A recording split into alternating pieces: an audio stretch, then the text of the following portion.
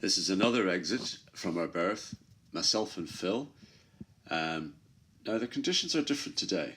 There's a little bit of wind on our bow, not very much this time.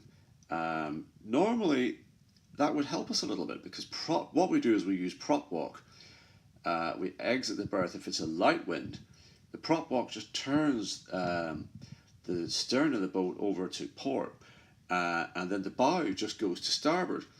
And then that tiny little bit of wind then catches the bow on the port side and swings the bow out towards the exit of the finger.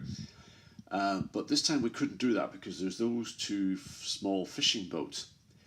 And if we tried that technique, obviously we would have hit those boats.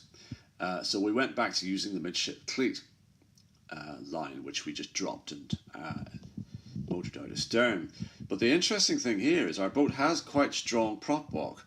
But in this case, it's being counteracted by that very light wind on the starboard side. Now, normally we would struggle to make the end of this in one go, but the wind is helping us here a little bit because the stern wants to turn to port, but the wind was very slightly pushing the bow back down. So actually, the forces cancelled out, and it meant we could reverse out without any stops to correct the prop walk. So that was quite useful for us. Even though there was a tiny bit of wind on the bow, it wasn't so much that it was making us hard to control. It was actually of benefit for getting out of the finger of that berth in just one move without having to do any tiny corrections like we've had to do occasionally in the past.